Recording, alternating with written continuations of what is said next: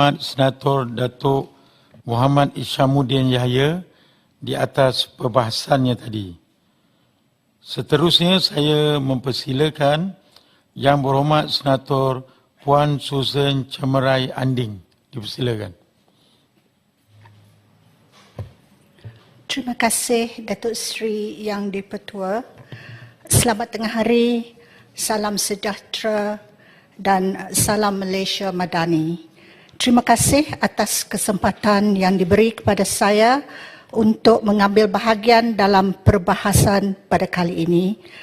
Terlebih dahulu, saya ingin menjunjung kasih titah ucapan Diraja ke bawah Duli Yang Maha Mulia Seri Paduka Baginda Yang di-Pertuan Agong semasa pembukaan mesyuarat pertama penggal kedua Parlimen ke-15 pada 13 Februari yang lalu. Dengan kesempatan ini, saya ingin memanjangkan ucapan setinggi penghargaan ke bawah Duli Yang Maha Mulia Seri Paduka Baginda Yang di-Pertuan Agong kerana di atas nasihat dan kebijaksanaan Baginda yang sentiasa mengambil berat tentang nasib rakyat dan negara, maka terbentuklah kerajaan perpaduan setelah tidak ada mana-mana parti yang mendapat majoriti untuk membentuk kerajaan pada PRU 15 yang lepas. Setinggi-tinggi tahniah juga saya ucapkan kepada Yang Amat Berhormat Datuk Seri Anwar Ibrahim yang diberi kepercayaan untuk meneraju kerajaan perpaduan sebagai Perdana Menteri yang ke-10. Sekali air bah, sekali pasir berubah. Dengan negara melalui 4 pertukaran Perdana Menteri dan 4 jemaah menteri seperti dizahirkan Baginda Tuanku dalam titah ucapan Baginda, saya percaya sudah tiba masanya semua pihak termasuk rakyat dan termasuk parti-parti politik demi negara yang kita cinta menumpu sepenuhnya kepada perpaduan, keamanan, kestabilan dan kesejahteraan rakyat. Datuk Seri Yang di-Pertua, pengenalan inisiatif Malaysia Madani kena pada waktunya dan membawa harapan baru. Maksudnya juga bersesuaian dengan aspirasi rakyat masa kini yang mahukan Malaysia dikembalikan dan dinaikkan ke tahap sebagai antara negara yang maju dan berjaya di Asia malah di dunia. Di bawah konsep Malaysia Madani yang berteraskan kehidupan yang lebih mampan dan sejahtera untuk masyarakat Malaysia amnya. Saya yakin sosioekonomi semua masyarakat lebih-lebih lagi di kawasan luar bandar Sabah dan Sarawak dan termasuk juga kawasan-kawasan lain di semenanjung Malaysia yang ketinggalan dari aspek pembangunan bakal dilonjakkan ke satu tahap yang lebih tinggi. Malaysia Madani yang mengabdikan pembangunan mampan dan kesejahteraan rakyat sudah pastinya membawa harapan besar kepada kawasan-kawasan yang masih ketinggalan dari segi infrastruktur asas.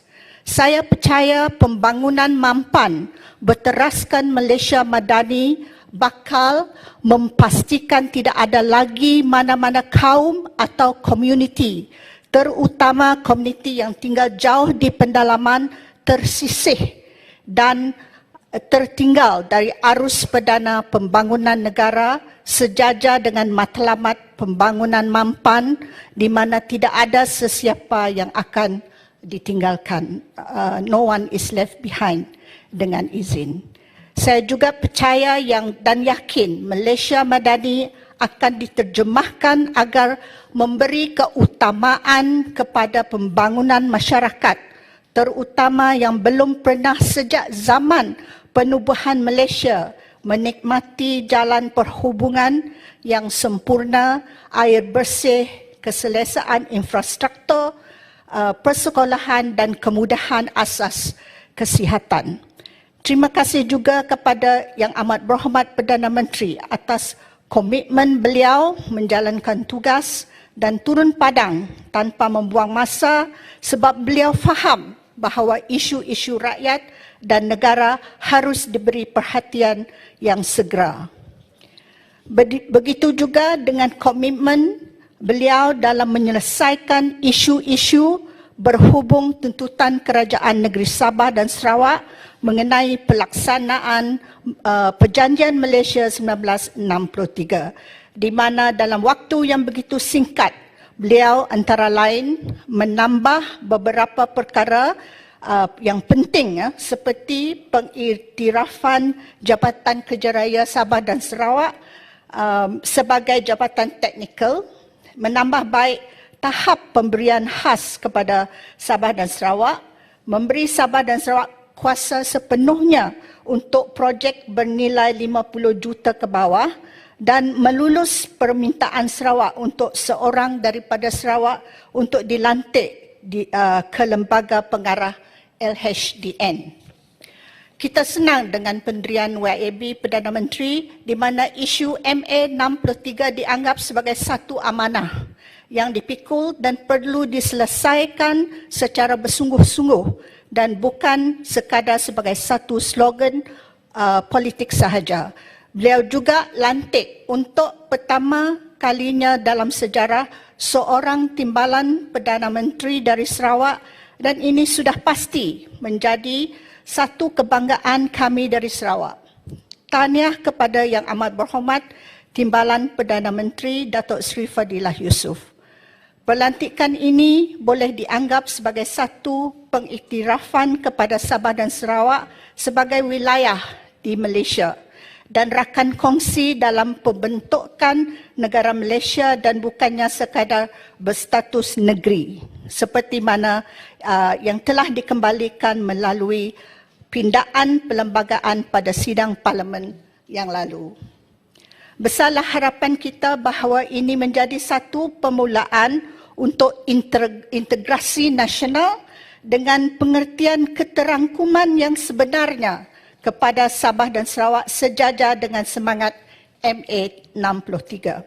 Saya yakin di bawah kerajaan perpaduan ini, isu-isu yang masih tertunggak seperti tuntutan agihan 1/3 kerusi parlimen kepada Sabah dan Sarawak, otonomi untuk pendidikan dan kesihatan dan hak-hak lain yang termaktub dalam IGC report akan dapat diselesaikan dalam semangat perpaduan dan cintakan negara.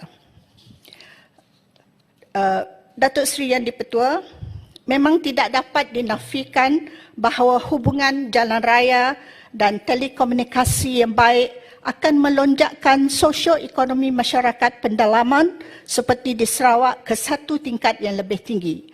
Dan ini sudah tentunya penting supaya mereka sama dapat bersama masyarakat Malaysia lain dalam mencapai kemajuan dan kesejahteraan berteraskan Malaysia Madani.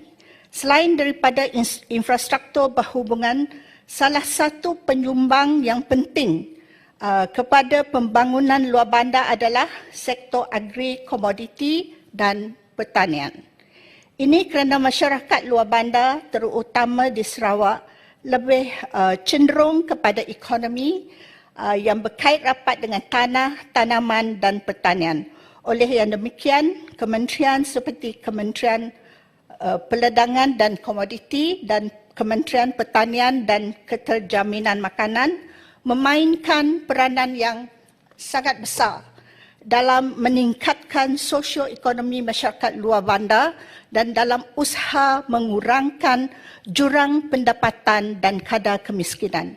Oleh yang demikian, lebih banyak lagi peruntukan dan usaha diperlukan untuk membuka kawasan tanah di pendalaman supaya dapat diusahakan secara sendirian atau sebagai usaha sama dengan pihak luar maupun bersama dengan syarikat-syarikat berkaitan komoditi dan pertanian.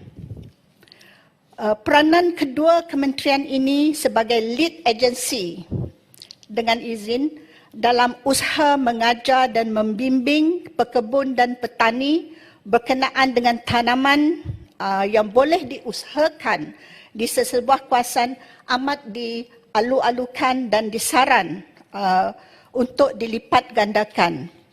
Banyak lot tanah yang berpotensi dijadikan tanah pertanian ataupun ladang terbiar begitu sahaja sebab tuan punya tidak mampu membina jalan ladang masuk ke lot mereka masing-masing. Jadi amat dialu-alukan untuk kerajaan membantu dalam membina jalan ladang sebab ini akan membantu membuka lebih banyak lagi kawasan untuk diusahakan dan juga membantu dari segi pertanian yang lebih efisien, produktif dan berdaya usaha. Datuk Seri Yang di-Pertua, Kementerian Perdagangan dan Komoditi dan Kementerian Pertanian dan Keterjaminan Makanan juga disaran melihat kepada anak-anak petani dan waris-waris tuan punya tanah yang bakal mewarisi tanah pertanian atau tanah ladang. Mereka harus diajar dan didedahkan kepada pemikiran, mentaliti ataupun mindset dengan izin sebagai usahawan agri-komoditi atau usahawan tani.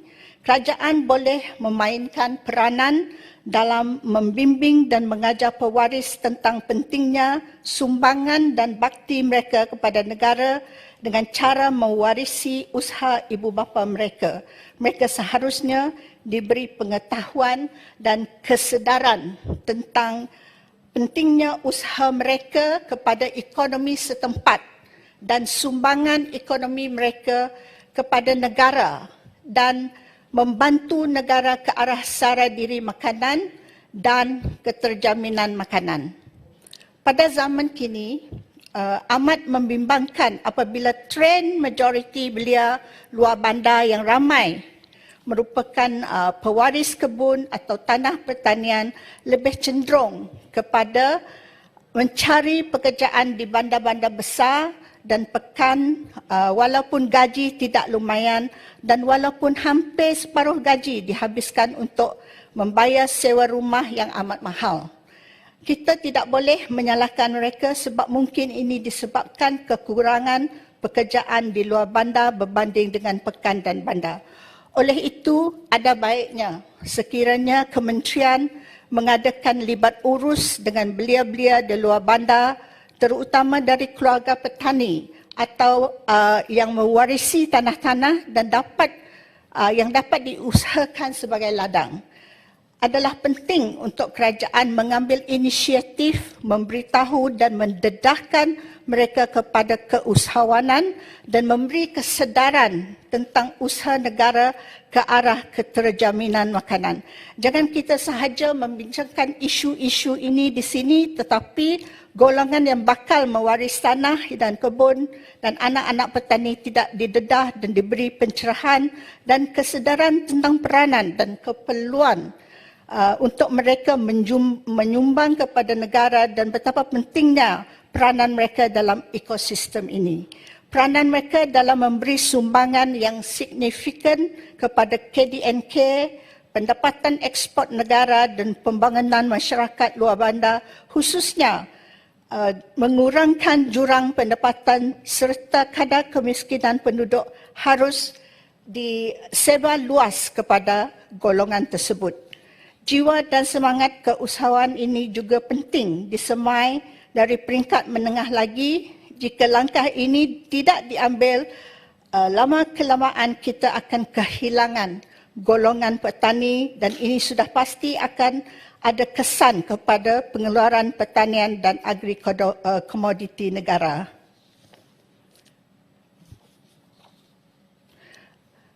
Datuk Seri Yang di-Pertua, masyarakat pelbagai kaum, etnik, budaya, tradisi mewarisi khazanah berharga turun-temurun yang boleh dikongsi dan diusahakan sebagai produk pelancongan dan sangat bernilai sekaligus menjadi sumber pendapatan penduduk setempat. Kawasan-kawasan pendalaman yang mempunyai sungai yang deras dan menarik dan terpencil boleh diusahakan sebagai produk pelancongan yang berasaskan penggembaraan ataupun adventure dengan izin, safari dan aktiviti sukan lasak seperti pacuan 4 roda, rakit arus deras ataupun whitewater rafting dengan izin, meredah hutan ataupun jungle trekking dan penggembaraan tempat terasing ataupun off the beaten track dengan izin. Boleh dijadikan produk pelancongan dan sekaligus membantu ekonomi dan menambah pendapatan penduduk setempat melalui berbagai perusahaan seperti inap desa, homestay, turis guide atau pemandu pelancong dan produk craft dan makanan masyarakat setempat dan sebagainya. Di Sarawak banyak rumah panjang, ya, rumah panjang lama yang ditinggalkan oleh penghuni yang sudah berpindah ke rumah panjang yang baru berdekatan, dan rumah panjang ini berpotensi diusahakan sebagai homestay dalam industri eko-pelancongan. Saya sangat berharap Kementerian Pelancongan dapat melihat kepada aspek ini dalam usaha mempelbagaikan lagi produk pelancongan yang dibangunkan sebab ianya mempunyai daya tarikan yang boleh dipasarkan bukan sahaja kepada pelancong luar negara tetapi kepada pelancong dalam negara. Akhir sekali, saya juga berharap agar kerajaan memberi lebih tumpuan kepada golongan wanita, khususnya wanita luar bandar. Saya berterima kasih kerana kerajaan ada agensi seperti KEMAS yang memainkan peranan yang penting dalam memperkasakan wanita terutama di kawasan luar bandar. Oleh kerana permintaan yang banyak untuk kursus-kursus dan program-program wanita di luar bandar seperti dianjurkan oleh KEMAS, maka saya sarankan kerajaan memperbanyakkan lagi program menjurus kepada kemahiran sebab ini boleh dijadikan sebagai sumber pendapatan sampingan. Saya juga menyeru kerajaan untuk melipat gandakan program keusahawanan untuk kaum wanita sebab usaha tersebut bukan sekadar mengembangkan potensi kaum wanita tetapi juga kaum wanita boleh turut sama merancangkan ekonomi negara. Ramai wanita akan menerima manfaat juga jika lebih banyak lagi agensi-agensi lain terutamanya yang terlibat di kawasan luar bandar turut berperanan melaksanakan program-program kemahiran dan keusahawanan. Disebabkan kekurangan yang mencabar dari segi infrastruktur komunikasi sama ada kekurangan internet ataupun perhubungan jalan raya yang sempurna, tumpuan khas hendaklah diberi kepada wanita di luar bandar seperti di Sarawak, terutamanya di kawasan pendalaman dan terpencil dari segi pemasaran produk seperti makanan dan kraftangan. Disebabkan cabaran untuk menghantar produk ke pelanggan dan pasaran amnya, saya saran untuk diusahakan penubuhan pusat pengumpulan dengan jualan secara tunai. Akhir kata, saya sangat mengalu-alukan dan menyambut baik usaha kerajaan untuk memperkasakan peranan sektor swasta serta perusahaan mikro, kecil dan sederhana seperti dinyatakan dalam Dasar Keusahawanan Nasional tahun 2030 dan berharap lebih ramai lagi golongan wanita dapat manfaat dari dasar tersebut. Sekian, dengan itu saya mohon menyokong usul menjunjung kasih titah ucapan Seri Baginda Yang di-Pertuan Agong. Terima kasih. Terima kasih kepada Yang Berhormat Senator Puan Susan Cemerai Anding.